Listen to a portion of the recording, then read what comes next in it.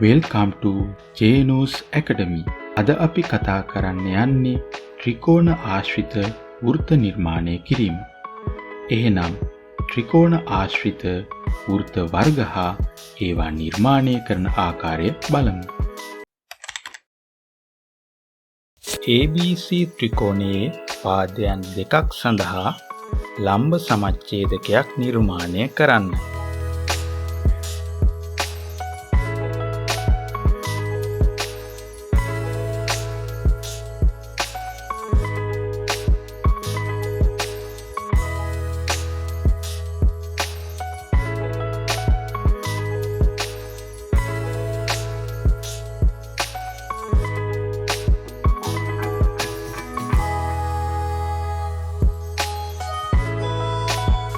දැන් එම රේඛා දෙක ඡේදනය වන ලක්ෂ්‍ය කේන්ද්‍රයේ ලෙසගෙන කේන්ද්‍රයේ සිට ත්‍රිකෝණයේ ශීර්ෂයකට ඇති දුර අරය ලෙසගෙන මේ ආකාරයට වෘත්තයක් නිර්මාණය කරන්න. දැන් නිර්මාණය වෙන්නේ ABC ත්‍රිකෝණයේ පරිවෘත්තය. පරිවෘත්තයේ කේන්ද්‍රය සුළුකෝණී ත්‍රිකෝණයක ත්‍රිකෝණය තුලත් ත්‍රිජුකෝණී ත්‍රිකෝණයක ත්‍රිකෝණයේ පාදයක් මතත් මහා කෝණික ත්‍රිකෝණයක ත්‍රිකෝණයට පිටතිනුත් පිහිටනවා. ABC ත්‍රිකෝණයේ කෝණයන් දෙකක් සඳහා මේ ආකාරයට කෝණ සමච්ඡේදක නිර්මාණය කරන්න.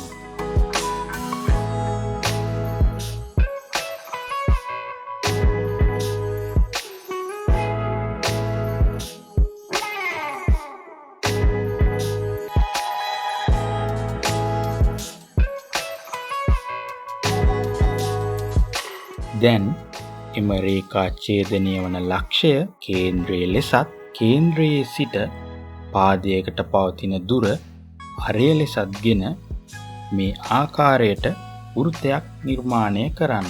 දැන් නිර්මාණය වෙන්නේ ABC ත්‍රිකෝණයේ අන්තර්වෘත්තය. ABC ත්‍රිකෝණයේ BC හා AB පාදයන් මේ විදිහට දික් කරගන්න.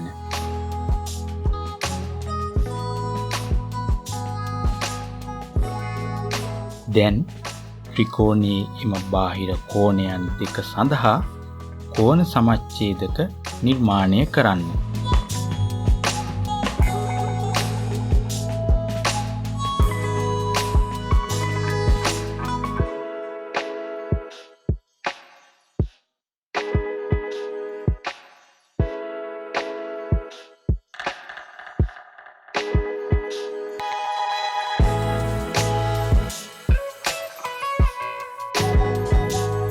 දැන් AC පාදයට ලම්බ සමච්ඡේදකයක් නිර්මාණය කරන්න.